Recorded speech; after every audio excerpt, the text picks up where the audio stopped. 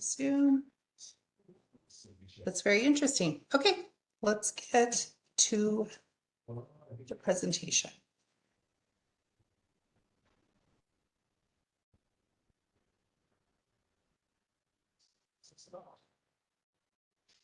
Okay. Version 2. Anyway, so we will be successfully recording this and it will be on the website for you guys to access. As I mentioned earlier, you'll see in the chat that I already put some info in it. I figured some people might have an interest in the timeline. I put our web address for EMS, like if you need to access all the resources and that kind of thing. And just to get started, let's go ahead and introduce ourselves. And since it's so small, I have Casey, she's our AA2 with the Bureau. She knows everything. She'll be monitoring chat, but I think we're gonna just have a really informal webinar and you can just interrupt, but whatever you're more comfortable with. So Casey, do you mind introducing yourself? And then we'll talk to Melinda and Mike, see where they're from. Yes. Hello, everyone. My name is Casey, like Gail said, and I am the administrative assistant with the Bureau. And Gail, do you have easy access to those things put in the chat? Because I'm not seeing them. And Really? it's maybe because I hopped on after you posted them in there. Yeah, let's do it again. Oh, you know what? I'm going to put them in Teams for you, okay? Okay. All right. And then you can copy paste. In the meantime, Melinda, do you want to introduce yourself? Hi there, I'm Melinda. I am in the city of Lewiston. I'm the grant writer. Hey, Melinda. And Mike. Mike Bertrand, Deputy Chief of Operations for McCall Fire. Very good. Well, it's good to have you guys here. And then you met Casey, and then I think I've talked to you guys on the phone. I'm Gail. I'll be walking you through this webinar and just from receiving the application to getting your money to bugging you for 5 years because we hold a security interest that long. But you're not in trouble. When I call, you're not in trouble, okay? So funny. Now my slides won't advance when they were advancing earlier. There we go. Okay, so tonight webinar was good. Like I mentioned, it's going to be super formal. If you have questions, just pop in or pop it in the chat so we can follow up. We're going to just cover the origin of the EMS grant, select criteria and directives, not all of it. The changes from over the last year, a quick timeline, the agency's responsibilities, and we'll go to the grants web page to show you where you can find everything, and then just take a quick look at the application just to point out a few things and answer any of your questions. Okay, so these grant dollars are a part of a dedicated fund. It's called the Account 3. It started in 2000 and it's funded through a $1 year fee on each driver's license. And the first grant funds that were awarded to eligible Idaho EMS agencies occurred in 2001. Currently, it's about at 1.7 million that we're able to distribute each year. My understanding is sometimes that changes, but it has to go through legislation. To be eligible, EMS agencies must be either a governmental or a nonprofit and be part of the 911 response system. Application information that includes data points that when we put it into our grants tool, it calculates numbers and it gives scores for each of your answers, and it gives priority to agencies with larger portions of volunteer personnel, larger response areas, and older existing resources. Of course, in our life, we know there's no shortage of rules. These are the foundational ones that I'd like you just to keep on top of mind. Again, you need to be a nonprofit or a governmental agency, part of the 911 system. Only one application per agency is allowable, and it has to be submitted through this email address. If you send it to me, a lot of the agencies just communicate directly to me through my email, but I will have to reject that. I will let you know, but you just don't want to risk it if I don't happen to be out on vacation or whatever, I just can't accept them. So please make sure to use that email address. Once it's submitted, it is final. And the required attachments are not a suggestion. You do need to attach them.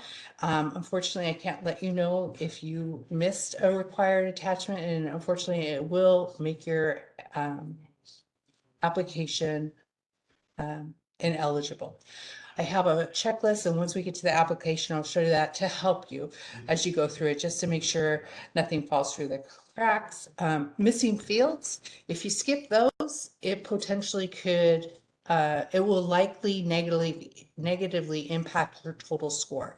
So you're going to want to make sure that you fill out all the applicable fields. I feel like it's safest if it's not a field that you need to put in. Like, for instance, I'm thinking the application says nonprofit number. If you're a governmental agency, put NA so that you can just quickly look at it and see, yes, I filled everything out, and just not make one of those costly mistakes, because it does happen. Okay, some changes from last year. I don't know if you guys, either one of your agencies applied, but there are some significant changes this year. So we used to accept the applications until June. We will be cutting that date off on April 7th at right before midnight. So make sure that you get that in by then. We cannot accept it after the date. Another thing that we've done for the past few years is we've taken that $1.7 million and we have divided 50-50, 50% to the equipment, 50% to vehicles. But with the price, all prices are going up, but it seems like the vehicles are increasingly going up. So we have changed that to 60-40. Endorsement letter requirements. Now, if you're going for a vehicle, we can't waive that, and it is worth 5 points, and it needs to be from an entity that will be on the title with you. However, let's just say you're applying for equipment and your county commissioners or whatever, you just can't get a hold of them, blah blah blah, or they're cranky, or there's a change, and you can't get an endorsement letter from anyone. We do have the option now that you write a justification. Joe broke his leg, and then Patty didn't show up, and here it is, the deadline, whatever the case may be. Let us know why you're not including an endorsement letter for equipment. We won't make your application ineligible, but you won't get the points. And as I mentioned, it's 5 points, and I think I've seen scores as high as 80. So 5 points is significant. So do what you can to get that or the endorsement letter, because it is worth the points. Price caps. So unfortunately, with the prices going up, we had to increase the price caps, and it was 5% across the board, with the exception of non-transport vehicles. Now, what that means is that because the prices went up 5%, we probably will award less, but you'll be more whole if you are fortunate enough to get an award. Excuse me. Continuing with the changes, if you have applied before, we usually have an equipment section and a vehicle section. If you're not applying for equipment or not applying for a vehicle, you don't need to. But something that we have enhanced is that there are different points if you are adding or you are replacing. So you can see here, and again, when we get to the application, I will show you. You're going to want to make sure that you pick the correct one. Are you adding or are you replacing? I have them back to back, adding first, and the next page would be replacing. So it should be fairly easy. When you get to the narrative portion, it doesn't matter. So there is an extra portion for narrative. You just fill that out. And again, it will make more sense when we get into the application and look at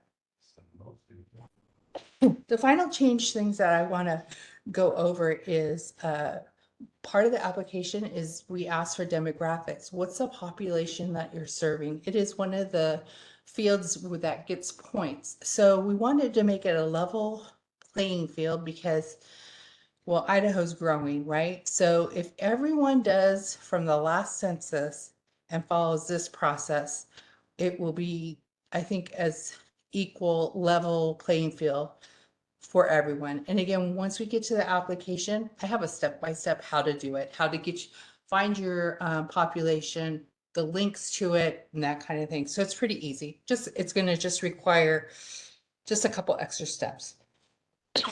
Excuse me. Okay, the timeline, as I'd mentioned, that should be in the chat. So we don't need to spend a lot of time here. Most important thing to know is that you need to get that in April 7th, and then it will seem like forever. It's like I put in the application, why I'm not hearing about it. Well, it takes us about a month to get all this data into the system. And then we have to have EMSAC members score the narrative. And we get that into the system, and then we run calcs. So get your application in by April 7th, and hopefully you will see a notification of your award that first 2 weeks in June. The turnaround time, even this might feel a little premature, but if you are awarded a grant, the process to get that grant, as you can see, is going to take a little bit. So you'll be notified mid-June, and it is probably going to take at least through August, tapping into September to finalize the subgrant. And then once the subgrant is finalized or executed, which means everyone has signed off on it, then you can ask for your money. Your award letter is your notification, but your disbursement form, again, and we'll go over that as we look at the application, and further in the webinar. Your disbursement form is asking for that money. It's something that we need to do so that we make sure that Casey and Gail aren't working in cahoots with Melanie to go to Hawaii. Okay, agency responsibilities. Attending the subgrant process webinar. It is scheduled July 9th, and it just kind of goes over the process so that you know what's coming and when it's coming. Another saying, hurry up and wait with us. Sadly, it is wait, now hurry up. So once you get the subgrant and it's ready for your signature, we need you to turn that around relatively quickly, because our CAPS unit, if they're not hearing from you, they call me, they call Jathan, they might call Casey, they might like where. So if you can turn it around relatively quickly, and then what they do is then they'll get the division signature on it and then send it to you. Another thing that a lot of agencies are not familiar with is a post award. So you have to attach a quote with your application. And then when you ask for your money through the disbursement form, we need a post award quote. It needs to be dated after your application quote. And what this is just connecting the dots for an auditor should your agency or your award be selected for auditing. Because we want to see on the application, look, they asked for XYZ, it was $5,000. When they asked for their money, look, it was still XYZ. Oh, and then when they got the equipment and they were closing out the grant, it was still that same thing. With vehicles and supply chains being slow, I guess it's a new thing with COVID in the EMS world. It has been taking a lot longer. We used to be able to turn this stuff around like within 9 months, but I still have grants from 2022 that haven't gotten their equipment. So this is a way that we can demonstrate to an auditor, look, this is what they asked for. They're still seeking it. They still have the money. It seems a little excessive, I understand, but it's just something that we have to do. A saying within the state is, if it's not documented, it didn't happen. So getting that post-award quote, securing it, letting your salesperson know that you're going to need that would be very helpful. Another thing that a lot of agencies aren't aware of, because it wasn't shared with them, it is important at the end of when we close out your grant, I'm going to collect an invoice from you to show that you did indeed pay it. And that date of that invoice definitely has to come after the date that your subgrant went live. We had a couple instances where people had ordered vehicles before they even had a sub-grant, and I don't know if they were used vehicles or something fell through, but they were able to get them like within 3 months, and it just caused a big ruckus. So, and I will, this is all stuff that it's great if you remember, but I try to walk you through it with emails like, hey, your sub-grant's done. Let's get to the disbursement form. I have it attached. You can look at it at the website. We got to do this, this, and this. So it's a lot to remember, but I try to walk you through it. When you get your executed sub-grant, we want that disbursement form, AKA asking for your money, like within 30 days. A lot can happen in the Bureau's life, your guys' life for sure. And the thing is we have a certain window of time when we can spend out that money. And if we don't, it's like, you snooze, you lose. So it's best to get that done within 30 days, just so that it keeps us both aware on top of mind. Okay, so here is the disbursement form.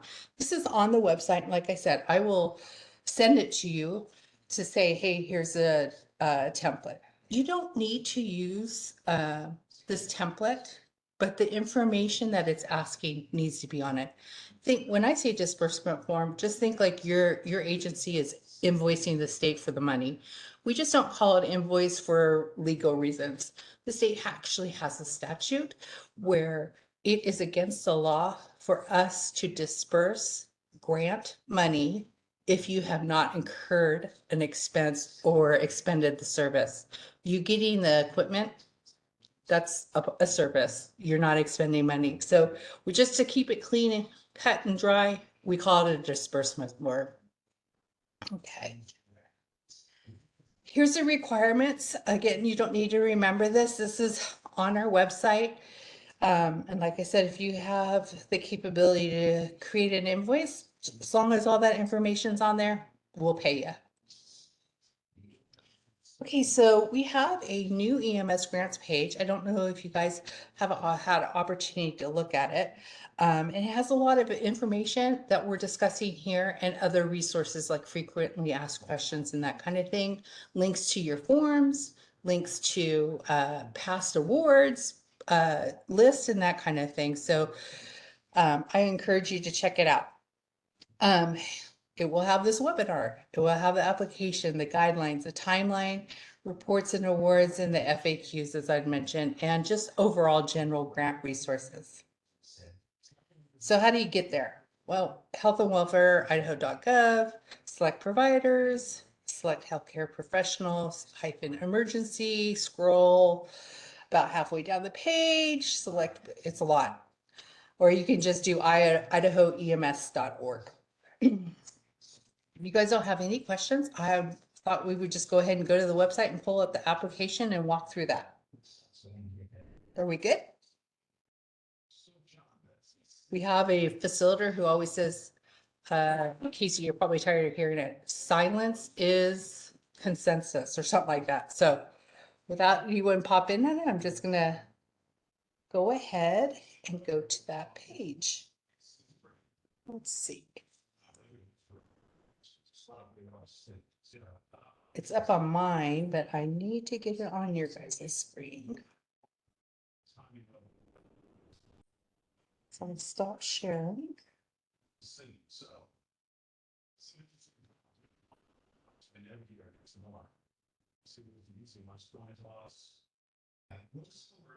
So sorry, I'm trying to find my mouse. I'm just like dead in the water without it to stop and reshare.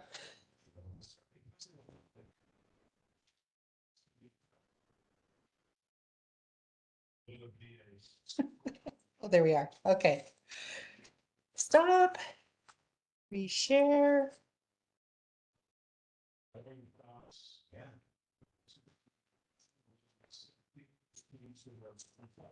Okay, can you guys see emergency medical services and preparedness? Yep. Yes. Perfect. So you're just going to slide right down here to EMS grants.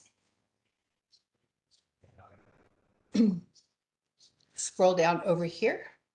Here's the link to the application, and here are the other resources that I was talking about. I'll have this populated for our next webinar in July.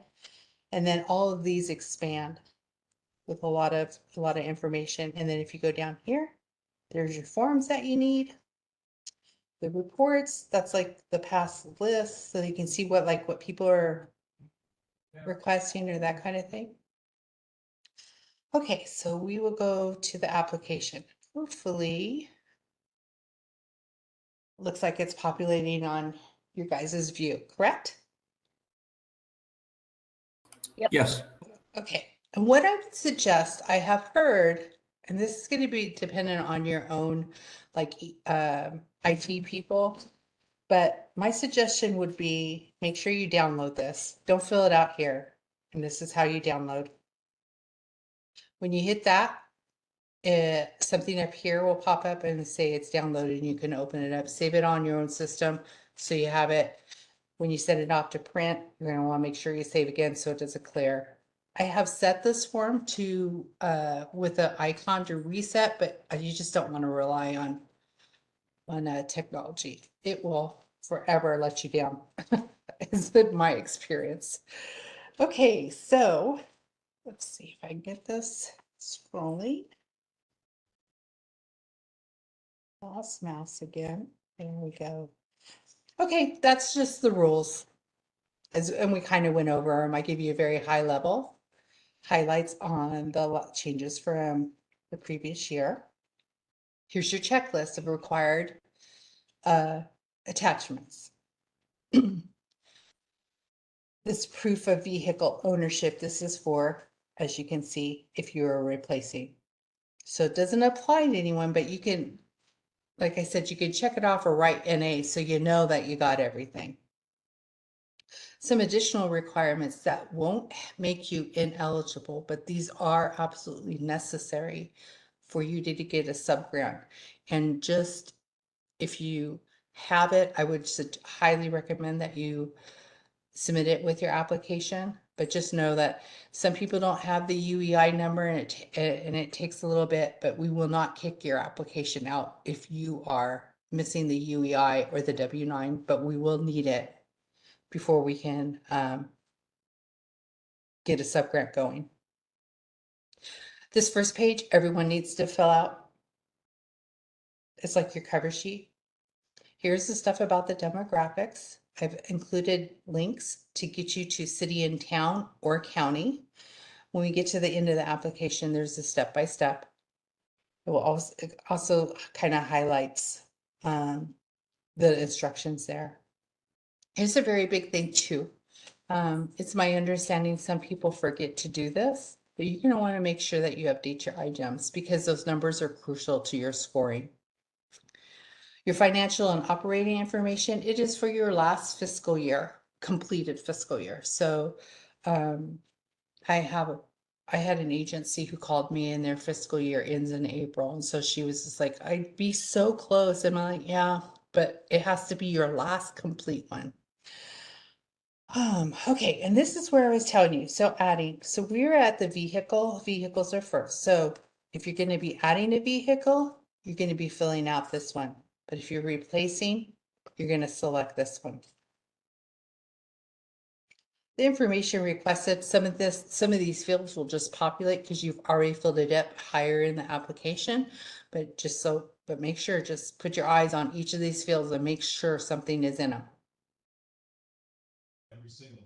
And then, like I mentioned, replacing.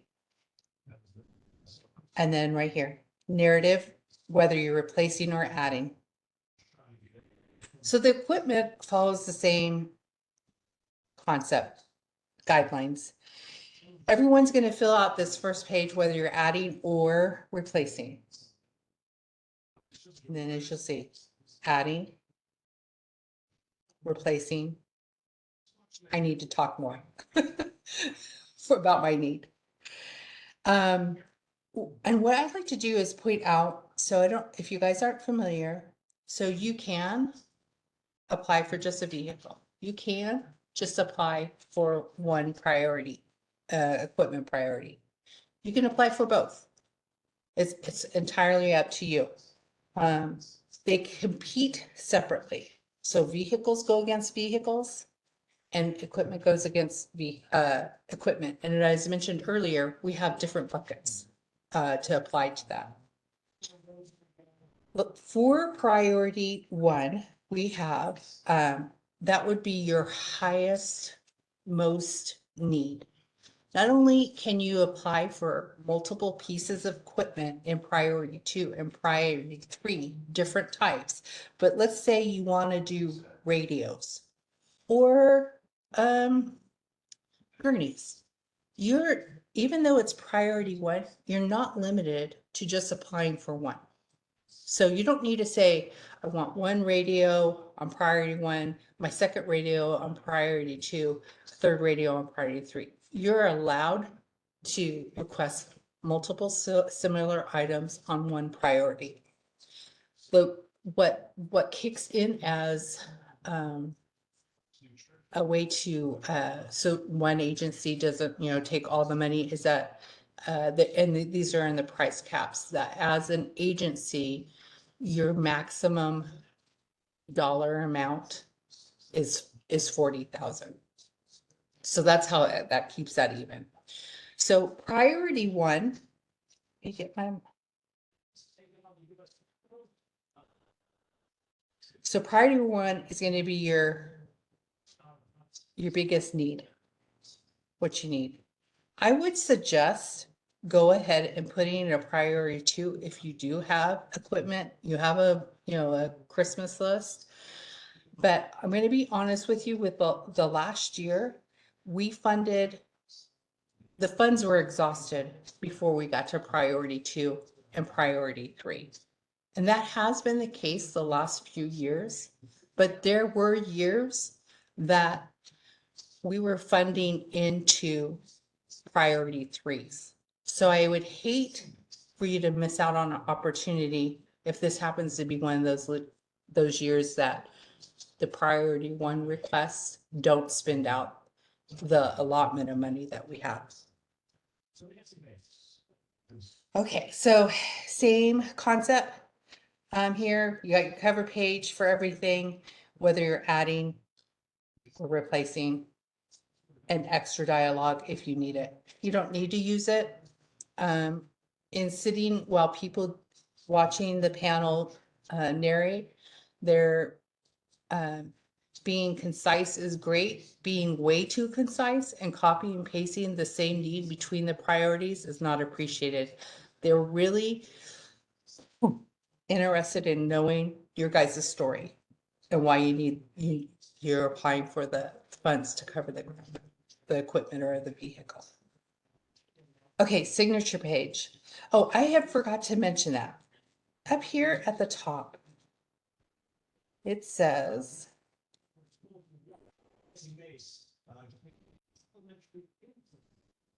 contact.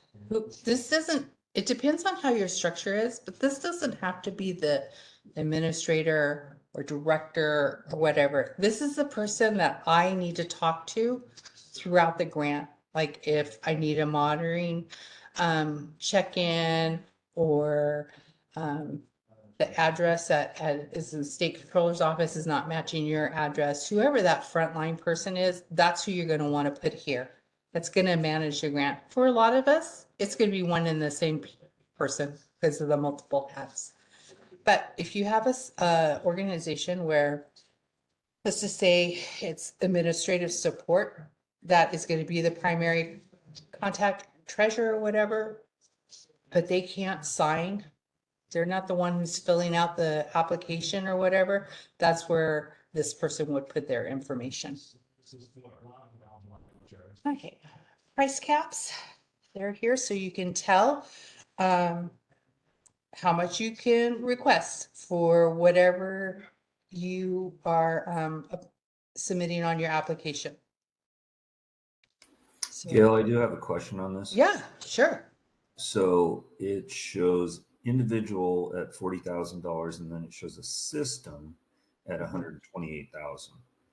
I'm in Valley County, and we just established a new EMS district with 3 fire agencies.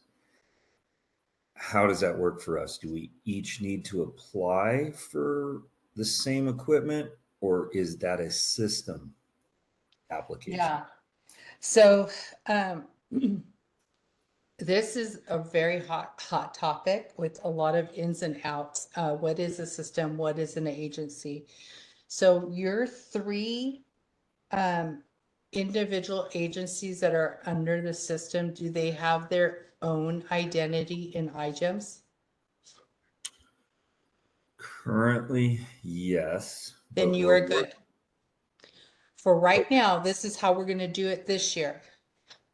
And that's part of the complication, and I can't even pretend to understand what all the complication is, but at the forefront is we need the data that you put in iGEMS.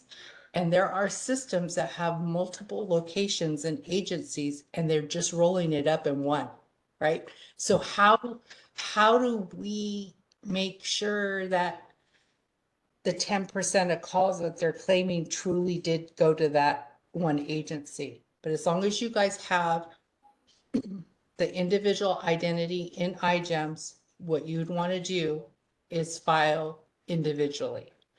Okay. Okay. All right. Because we're going to want to know what agency one's call numbers are, what their volunteers are, and the same Sure. thing. Now you'll be competing against one another, right? Right. But that's the way to do it. Okay. Thank Is you. that clear? Oh, you're very welcome. So to write a list of equipment that is eligible would be so exhaustive. We tried to just do very high level, and that's where we have the agency cap at 40,000. So if there's something that's not on here, the max you're going to get is 40,000. But I can tell you, let's just say you're putting, I had this, well, they didn't do this, but they said they got a jumpsuits or something. And they were, I don't know, a couple $100 a piece. And I think they got 12 of them. I'm not sure. But the thing is that we do look at that, right? So if it's 12 suits and they average about 300, but you're asking for 40, we're gonna scratch our head and say, And I don't know, it's probably going to depend on the grant team looking at it. If we make it ineligible, if we dock the request from 40 to what we think is, applicable, we can probably wonder, like, how did you get a quote for 40,000? But anyways, that's just know you can't request more than 40. And then as I had mentioned with the eligibility was would be so exhaustive. We have put these things here so that absolutely these are things that are ineligible. Okay, and here's templates that we have just provided to help you guys write your endorsement. This is if it's a vehicle, you would want to remove that. Medical director, there is certain equipment, and you'll notice back on this list, there's certain equipment that requires a medical director letter. So in addition to your endorsement letter, if you're asking for this equipment, you're going to need a medical director letter. So we have provided that as well. Just to give you an idea, there are some agencies who didn't know what to write, and anyway, so we just provide it as a help. You don't need to use them though. That's the medical director. And here's your justification for the missing endorsement letter. It just reminds you that your score will be impacted negatively, but at least it's still eligible. So-and-so's a tool. He just won't give it to me. I don't know why, but I don't think we know those kind of relationships exist. Okay. Demographics, and this is where I was talking. So using those links on the, I think it was page 2, you're going to want to access city or county, whatever applies to you. So using Benoit County as an example, there's only 3 cities that show on the map, even though there's a lot more cities. For whatever reason, they're not on there. So what they would want to do is but if they're not serving at all, what they would want to do is use the county, right? But they don't serve St. Mary's or maybe this other thing. What they would do then is use a whole county and then minus the cities that do show up on the census, because that will give them a better number, more true number of what they're serving, as opposed to adding up the cities and 3 of them are missing, right? So you can, if the cities that you service are all on the city one, just add them up and that's your number. If you're serving a county and like, as I mentioned, and all the cities aren't listed on the city, just take the cities that you don't serve and then minus it. Maybe you just serve the whole county. But I gave you a couple examples here just to show you how to do it. So let's see. I can offer tech assistance up to you guys submitting your application. I can't tell you how to answer it, but I'm happy to walk you through this kind of stuff if you guys get stuck, and just chat it through. So Gail, sorry, another question on Yeah. this. So we serve the city of McCall, but we also have the fire district in the county area. And so Valley County counts as a whole with the 3 cities, but how do I account for that county area? Yeah. So what you'd want to do is you would want to grab the county. You'd want to grab your cities and add them together, right? So you download the city, because that's how census.gov has it split up, is that you go to the state and then you can say if you want it by city or by county.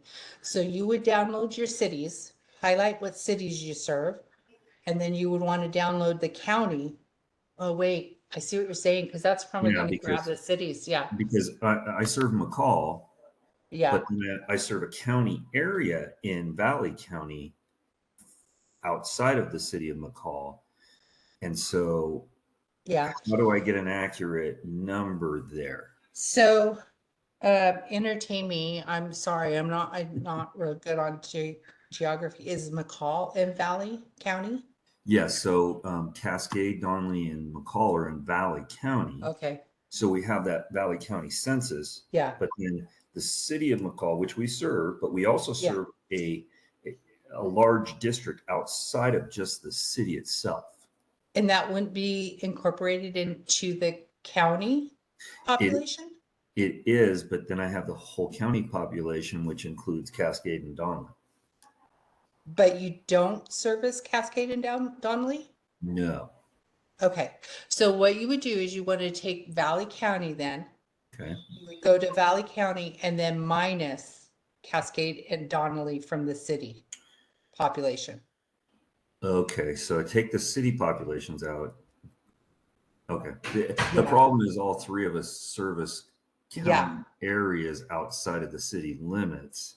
So it could get tricky, I guess. Yeah. Is it that particular? Well, the reason why we did this is because of instances like this, and then other agencies saying, yeah, but like accounting for tourists. And we can't do that. We can't do that because it's not that not because we want to penalize you, but if agency A is counting tourists, but agency D didn't count tourists, it just like throws off the the calculations. Totally. So with these multiple, what I would do, because like you said, because if you have 2 other agencies that are serving Valley County, that's like out of the city proper, Donnelly, city proper, Cascade, they would just go through that same calculations as your agency. And I mean, there's just no way to divvy it up, right? Because was it because of the type of call? Was it because someone else was busy and stuff? So like, in those rare instances, there would be like double credits, not in points, but you know what I mean?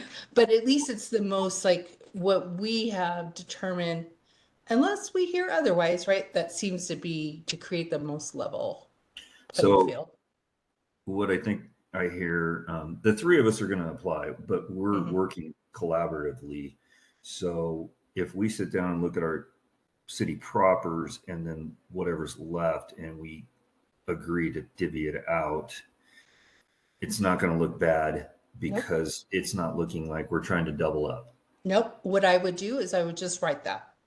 Okay. Right. We had the difficulty of, you know, there's three of us and we all serve this. And so we don't know. And then, you know, you all have that same population calculation, basically the backup in that same statement. We know that you're not trying to pull the wool over on anyone's, you know, eyes, and that we're playing fair, basically. Okay. Perfect. Okay. Thank you. Yeah, no problem. No problem at all. And that's pretty much it, guys. I I had one more slide, but it was just basically contact information, and it seems like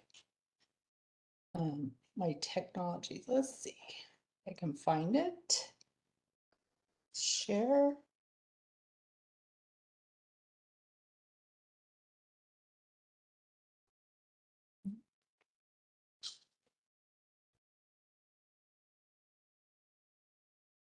And there you have it.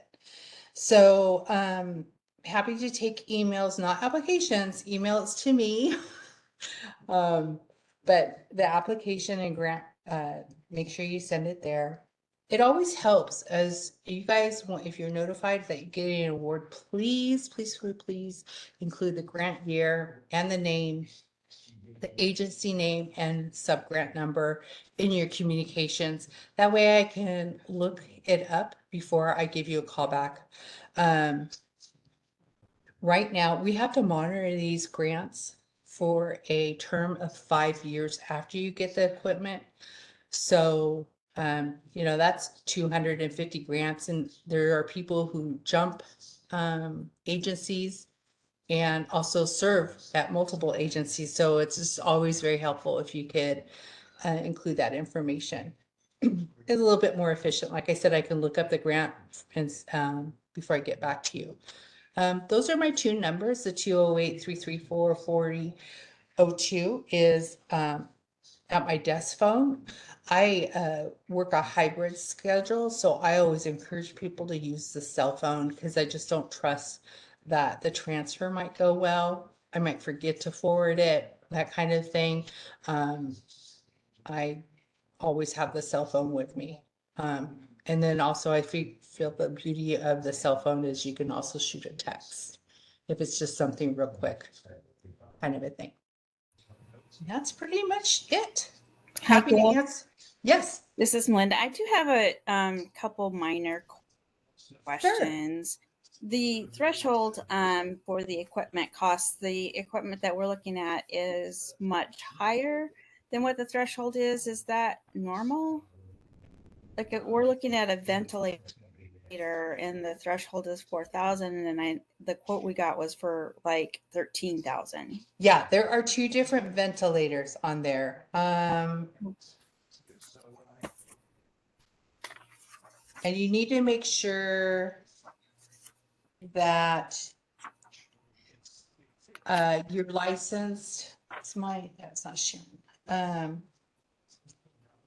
I actually noticed that because, you know, I don't really, I have a healthcare background, but not as a provider. I did marketing. So I know some lingo, but I was like, when I was looking at it one time, I was like, wow, look at that difference. Why is this agency's that 13,000 and this other one is only asking for 4? Yeah. And it had to do with, let's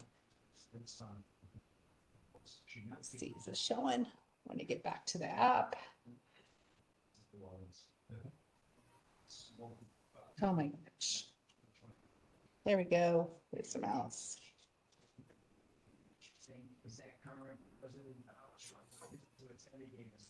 I feel like last year we actually had someone who requested that $12,000 ventilator, and when the when the scope of work review was done on it, that's where the my supervisor had mentioned. So is this Yeah, that's what I'm looking at. That one there. this one right here? Yeah. And one second, if you don't mind hanging out, we could, I don't want to keep people, we could also follow up on another day because I could ask, but I know there's been ventilators that have had higher awards and I just don't know what that criteria was. And I'm going to see if I can find them real Okay. quick. If I write the application, the proposal to say, you know, this is the ventilator that we chose because of blah, blah, blah, and we put that application in, that won't like kick our application out, will it? Like, No. if I go ahead and ask for the 13,000, then your review committee would still say, well, the threshold's 4, so that's what you're going to get us for. Yes, that's Is that a what good happened. approach? Yeah, that, and I'm gonna look up, I'm having difficulties with the mouse. I wanted to look up, because I know that I gave some ventilators that were higher, and again, you have to forgive me because I'm just not medical. So I didn't Yeah, know, I don't know me what too. the difference was. Yeah. So, Oh, ventilator, that's what I want. yeah, I just, yeah. Okay. Like the same thing with this video, anyways, it doesn't matter. But I will follow up on that. And like I said, I know there was some ventilators that got more money, and I want to talk with my supervisor and find out like why, what was the difference? Okay. Okay. And then So, Gail, oh, go ahead. Sorry. on Melinda. the endorsement letters, that's like a letter of support, correct? So would it be maybe the EMS from one of the other departments, or is it just from our Yeah. department director? Yeah. So the endorsement letter is really what it came. The origins of the endorsement letter is for the vehicle because we wanted it from like a parent agency. So like if you're ABC agency and you're serving the county of XYZ, we didn't want ABC agency to go out of business and then sell the vehicle and then, you know, XYZ county is out on their, you know, out of luck because it would, so that's where the endorsement letter came in because we wanted to make sure that those county or those city officials were supporting this agency and in their endeavors, kind of like a check, you know, balance kind of a thing. So that endorsement letter requirement just kind of carried over to the equipment. So we're really flexible when it comes to the equipment one. Okay. If you are not, if you, because everyone's relationships are so different, you know, if the county commissioners aren't overseeing the EMS or whatever, and it just doesn't make sense for them or the mayor or whatever, yeah, something else from another department. I would imagine even probably a hospital that you just, Oh, okay. yeah, Okay. Great. okay. Thank you. You're very welcome. So, Gail, I had a question Yeah, on the monitors. So, okay. all three agencies are looking at new monitors. And for McCall specifically, I need 3 monitors. But Mhm. obviously, the grant is going to pay for, well, with the quotes I'm getting, it's not even going to pay for one.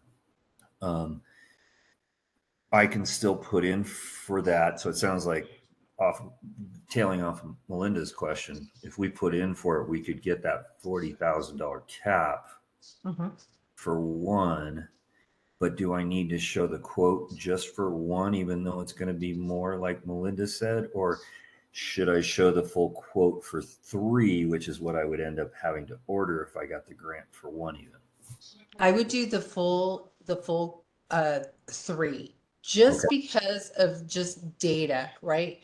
You Right. might, when we're doing the data entry and like you only put in, yeah, just put in the 3 and the total quote, even though you know you're not going to get Yeah, all of that. that It's totally. also something that we use Well, I expect that we use, because in this data entry monster machine, that it also helps with setting price caps. Like, look, Gotcha. we had, 10 out of 20 agencies only got 50% of what the actual cost was. Is this really helping? Or do we need to weigh that again? Like, go ahead and increase the caps, less people are going to get awarded, but that's what that helps us. Okay. And I believe you said that it wouldn't do any benefit to make that then this additional monitors is a priority 2. No, whatever If your number one, yeah.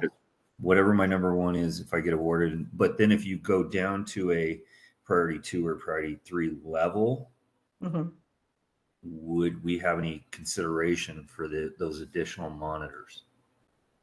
Oh, I see what you're saying.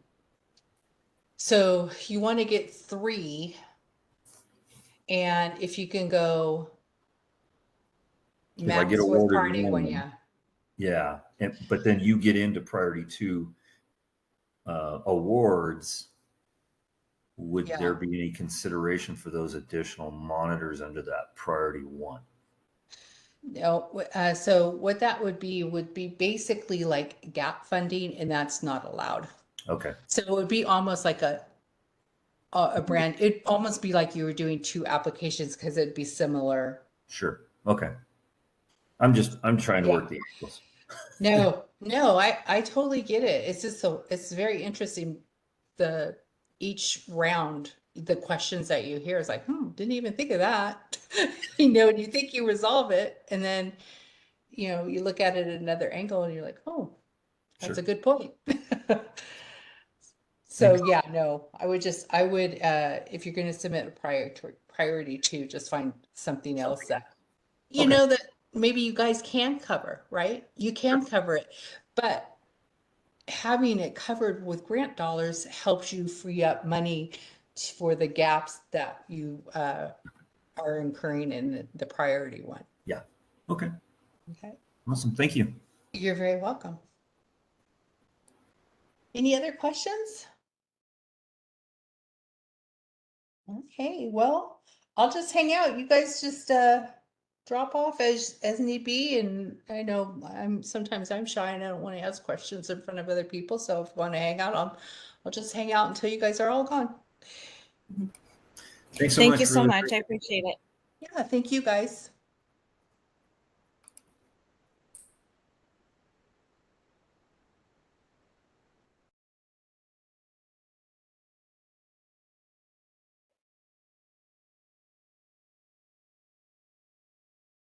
Ellen, did you have a question? It looks like you're the last one left.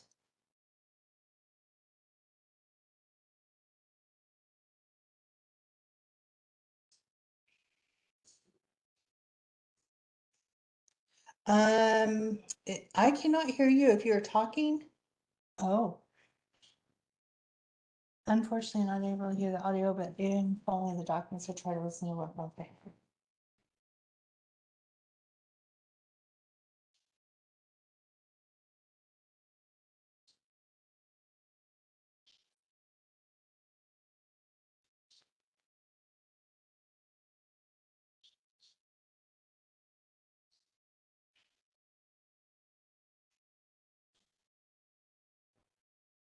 All righty. Think we're done then.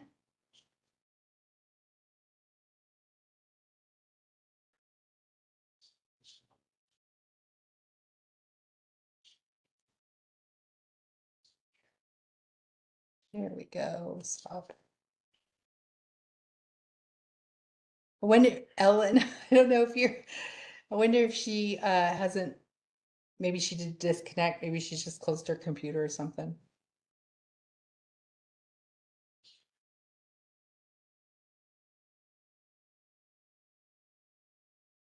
Replied to your chat.